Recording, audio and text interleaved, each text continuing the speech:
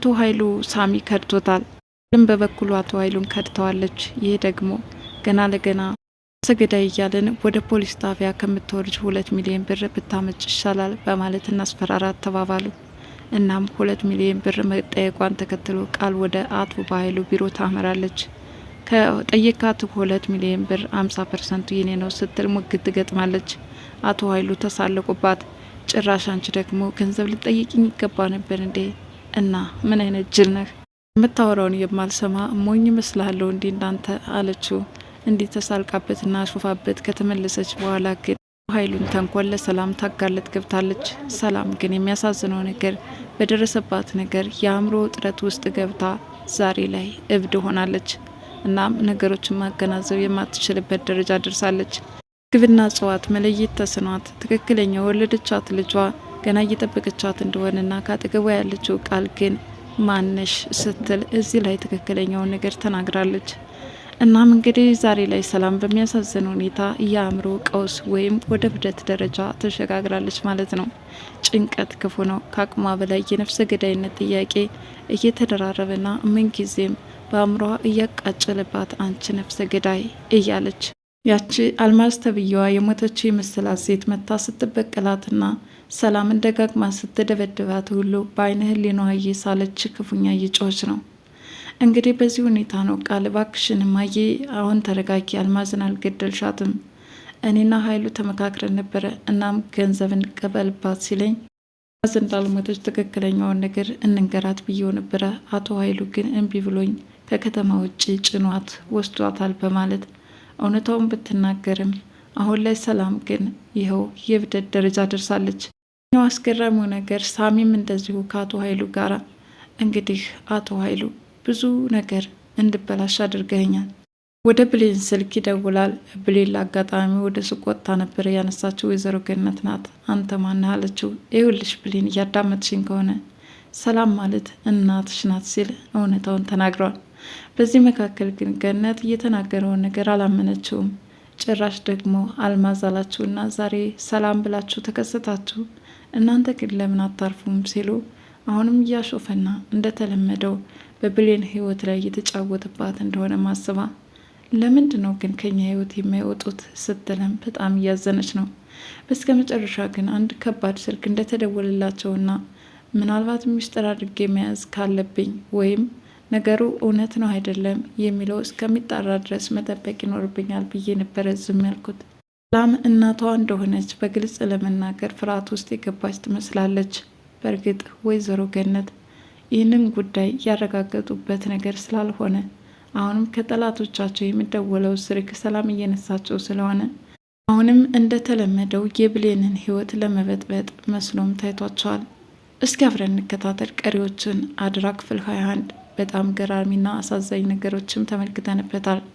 በዚህ የድራማ ክፍል የአቶ ኃይሉ ጭካኔ ይስተዋልበታል። ቃልም እንደዚሁ በቅናት ረድብን ብላ በተለይ በብሌንና በዳግም መካከል ያለው መቀራረብ ወዳልሆነ አቅጣጫ እያመራት ይመስላል። እናም በዛሬው ድራማ በተከታተልነው መሰረት ወይዘሮ ሰላም የአልማዝን ነፍሰ ገዳይነት በስልክ ከታወጀባትና በፖሊስ ጣቢያ እንደምትፈለግ ከተነገረባት በኋላ ሁኔታዎችን መቋቋም አቅቷት ራሷን ስታወደቀች። በዚህ ሁኔታ ብሌን ለመርዳት በላይዋ ላይ ውሃ እየደፋችባት እንድትነቃ የማታደርገው ጥረት አልነበረም። ያቺ ነገረኛዋ ቃል ግን ይህንን ቀን ስትፈልገው ነበርና ከፊቷ ላይ የሚታዩ ፈገግታ ነበር እንጂ እንደ ብሌን ሰላምን ለመርዳት ልሯሯጥ አላለችም። ለምንድነው አንቺ እንደ ግርድናሽ ስራሽን መስራት ሲገባሽ እሷን ለመርዳት የምትሯሯጫው አለቻት። ሰላም ግን ከቆይታ በኋላ ብሌን ባደረገችላት እርዳታ ራሷን እንድታነቃ ሆናለች። ታዲያ ያኔ ቃል እንደተለመደው እያስመሰለችና በወይዘሮ ሰላም ራሷን ስታ መውደቅ ምን ያህል እንደተጨናነቀችና ይህንን ሁኔታ አምኖ መቀበል እንደከበዳትም ያሾፈች ያው እንደተለመደው ስትደልላትም ነበር። ብሌን ግን ሁሉንም ታዘበች። ማለትም ሰላም ራሷን ስታ ከወደቀችበት ሰዓት ጀምሮና ስትነቃ ያለው የቃል ልዩነት ሰው በዚህ ልክ እንዴት ያስመስላል? ጉዳት ካደረሰችባት በኋላ ተመልሳ ምን አትሞችም እንዳላለቻት ሁሉ ከዛ ከተኛችበት ስትነቃ ግን አሁንም እማዬ በጣም ተጨናንቄ ነበረ። ከጀርባሽ እኮ የወደቅሽበት ነው ጉዳት ያደረሰብሽ በማለት ምን ያህል እንዳዘነች ለማስመሰል እየሞከረች ነበረ። አሁንም ብሌን ያ ነገር ነው ትዝ ያላት። በዚህ ሁኔታ ሰላም ከተኛችበት ስትነሳም እንደዚሁ እያለቀሰች እያነባች ነው። አልማዝን ገደልኩ፣ እኔ እኮ ነፍሰ ገዳይ ነኝ፣ እንዴት እኖራለሁ ትላለች። አሁንም አስጨናቂው ስልክ ከሳሚ ተደውሎላታል። እንግዲህ ሳሚ ከአቶ ኃይሉ ጋር ተመካክሯል። አረብ ሀገር 10 ዓመታትን ሰርታን የመጣችው እናም 2 ሚሊዮን ብር እንድትሰጠን እናድርጋትና ከዛም በፖሊስ እያስፈራራናት የምንፈልገውን ግብ ማሳካት እንችላለን ብሎታል። ይህንን ለማድረግ ግን ያስችላታል ብሎታል። ትችላለች፣ 10 ዓመት እኮ ነው የሰራችው። ከዛ በተጨማሪ ደግሞ ማዳሟ አንደኛዬን ነው አልመጣም ስትላት ያለ የሌለ ብር ነው ጭና የላከቻት በማለት የሚያሳዝን ነገር ነው እንግዲህ አቶ ኃይሉ ሲናገሩ የነበሩት። በዚህ አማካኝነት ሳሚ ሁሉንም ነገር ካጣራ በኋላ እንደተለመደው ሰላምን ደውሎ ካጨናነቃትና 2 ሚሊዮን ብር የማትከፍል ከሆነ ቀሪ ህይወቷ ዘብጥያ እንደሚወርድ ተነግሯታል።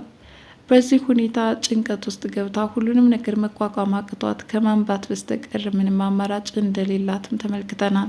ሰላምን እያየች ለከፍተኛ ጭንቀት እንደተዳረገችና የሆነችውን እንድታካፍላት ብትጠይቃትም ለብሌን አልነገረቻትም። ተይው አበሳዬ ነው፣ በጣም ኃጢአተኛ በደለኛ ነኝ፣ ይህ ሲያንሰኝ ነው።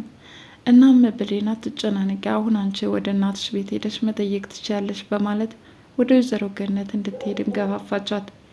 ብሌን ግን በዚህ ሁኔታ ትችሽ አልሄድም ሰላም አለቻት። በፍጹም መሄድ አለብሽ ብቻዬን ተይኝ አለቻት። እናም ብሌን እየተጨናነቀች ወደ ውጭ ስትወጣ ሰላም ግን የሆነ ከባድ ነገር ገጥሟታል እያለችም ሳለ ዳግም ብቻዋን እያወራች ይመለከታታል።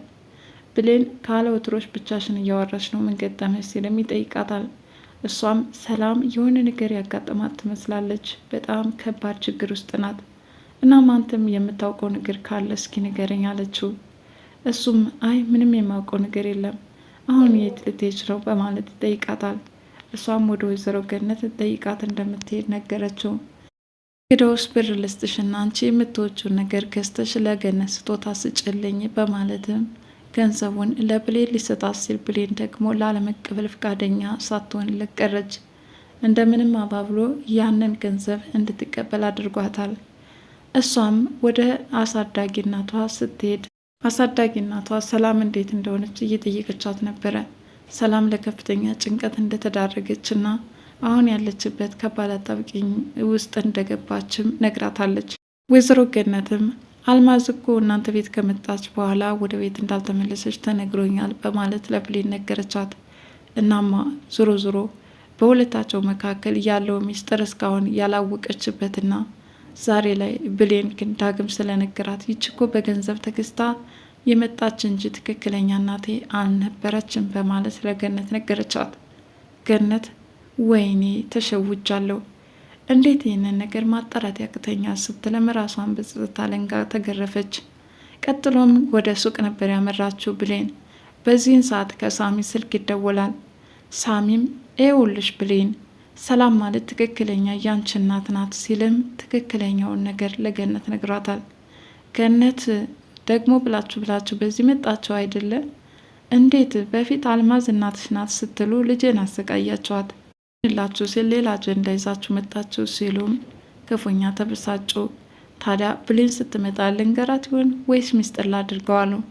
አይ ሚስጥር መሆን አለበት፣ ምክንያቱም ይህን ነገር ከተናገርኩኝ ጥሩ አይሆንም፣ ነገሩን ማጣራት ይኖርብኛል። ለምን በተደጋጋሚ ልቧ ይሰበራል ብለው አስበዋል። እናም ብሌን እንደመጣች ምንም የተናገሩት ነገር አልነበረም።